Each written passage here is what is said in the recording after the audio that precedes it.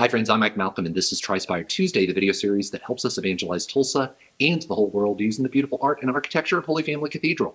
Today, I've got a treat for you. This is an audio recording of Mother Teresa in Tulsa. In 1976, Mother Teresa embarked on a nationwide tour to promote the good work that she was doing in Calcutta, India, and she spoke in a number of places, including Tulsa's Convention Center.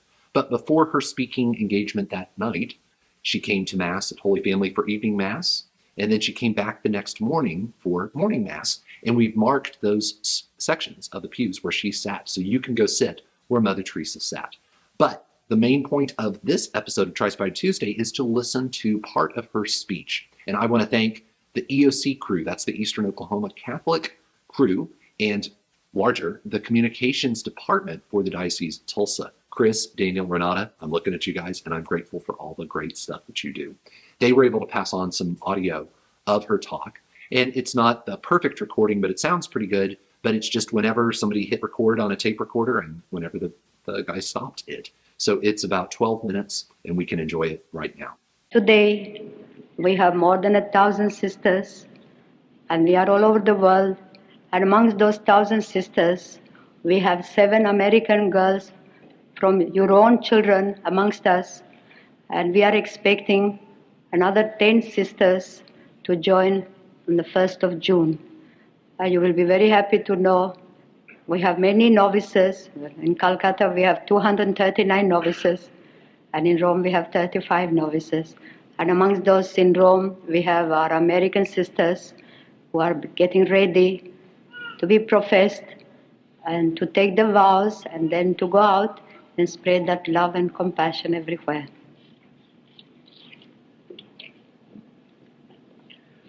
Mother, if you were asked to define poverty, how would you define it? Poverty is a freedom. The money and the riches are not really riches. I may have 1 penny only, but I may be so possessive that 1 penny may be my master. And there may be a person who has much property and much money, but he or she is completely free, and he is the master of that property. So poverty is actually freedom of not possessing material things and other things, and not being attached neither to those spiritual things, but to be free, to allow Christ to live his life fully, and to allow Christ to use us without consulting us. That is freedom of poverty. And Zacchaeus is a wonderful example of that. He was a very rich man, very powerful man, and only when he realized how small he was, and he had to do a very small action to climb a tree, and we know the result, how Jesus came and called him by his name. When he was completely poor, then he was able to seek Christ. That freedom from his greatness, from his property and all that, that was his poverty. The understanding of his smallness.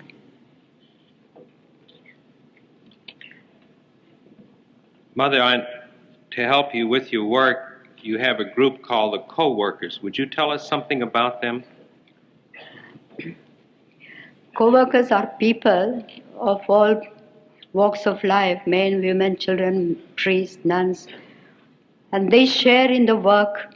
And as I said, we take that vow of giving wholehearted service, but they share in our vow. They are very closely connected together. They help us with the work and so on, and also it has become a way of life for them that they too try to see Christ in the poor, in their own home, in the next door neighbor, in the street they live, in the town they live, and they try to visit them and do something, small things to their surrounding people. And then they also meet for prayer. They have, in some places, they have an hour of adoration twice a month, in some places once a month.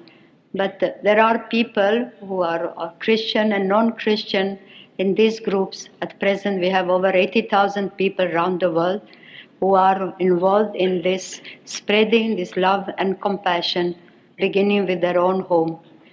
And then we have suffering co-workers. A sick person, disabled person, adopts a brother or a sister, and he or she offers all her suffering, all her prayers for that sister, for that brother. And that sister and that brother offers all her prayers, all her work for the suffering one. And so they become to each other SS, means second self. And this has been a tremendous strength and help for all of us.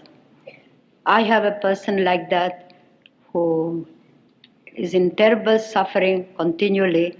She has already had about 25 operations on her spine and her body.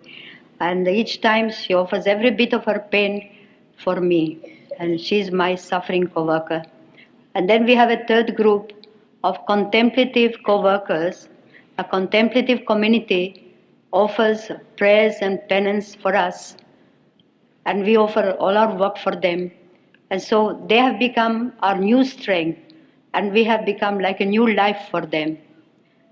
And this is where the secret lies of the blessings that we receive, that our poor people receive, is this treasure house of our suffering co-workers, of our contemplative brothers and sisters who offer everything for us, and the joyful service of the working co-workers and the missionaries of charity, our sisters and brothers.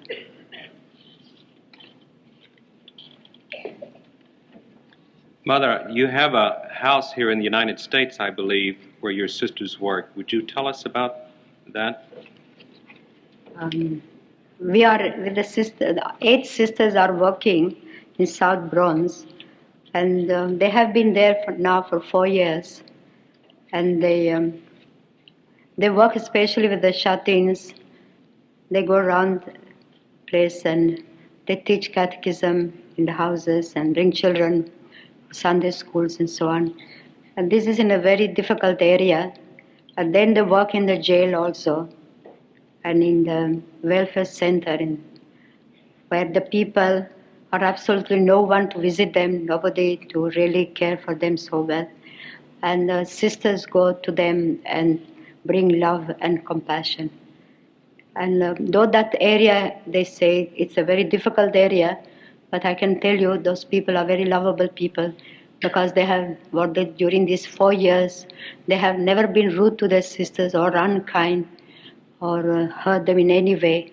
And I feel, because we always pray the rosary in the streets, and we never enter a house without praying the rosary. So I think Our Lady has taken a very special care of us. And also, since we don't use watches, we measure the distance with our rosary. So when we want to know how far is the place, we say, how many rosaries have you said? And then we know if it is 15, only one rosary, then it must be 15 minutes.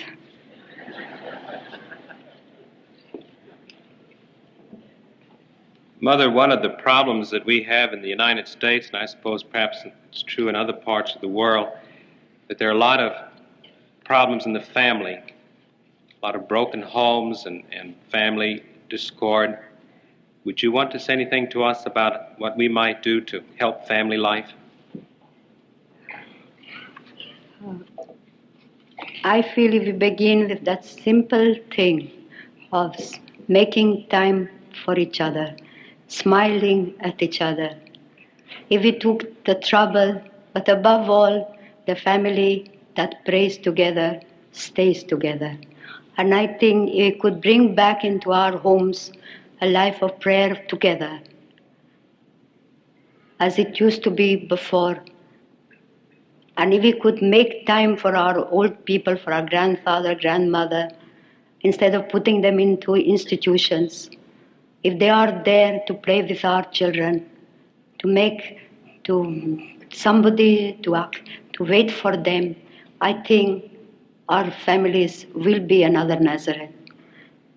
The life of prayer and sacrifice has left many homes, and people have no time for each other. And so if they have no time, then there will be no time also to be happy together, neither to suffer together. And also I think there's such a terrible rush, and people are so busy that they have no time to even play with the little one, even to take care of the old ones. So the old ones must go to an institution, and there is no one in the house. And this is, I think, the beginning of the breaking of the home. Because I think without prayer, there will be no peace. And without sacrifice, there is no love.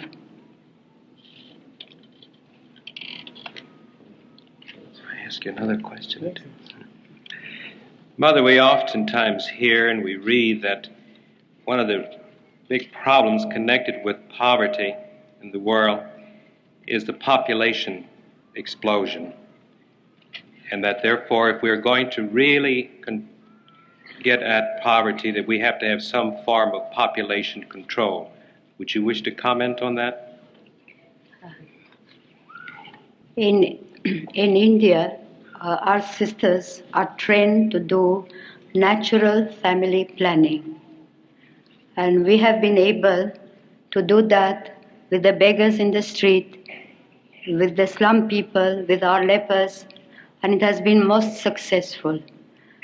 And according to the decision of our bishops in India, all the different congregations have been asked to share in this work so that we can help the country to control the population. And as our people have said, you people who have made a vow of chastity, you are the best people to teach us family planning, because it is nothing but love and self-control. And so that's why they are very grateful that our sisters have been able to penetrate their families and help them to plan their families without committing sin. And as they said, when they came to thank me for the sisters, they said, our families have remained united. Our family is healthy, and we can have a baby whenever we want. And this is something very beautiful. And I have visited the families that have been practicing what sisters have taught them. I have seen complete change, a better understanding and greater love for each other, more respect for each other. There is less fighting in the family, there is less disunion. And because of this understanding love, which has been brought in through this method that the sisters have taught them, to respect each other and at the same time to help the country to have, so to say, less children, but at the same time without committing any sin or destroying their lives.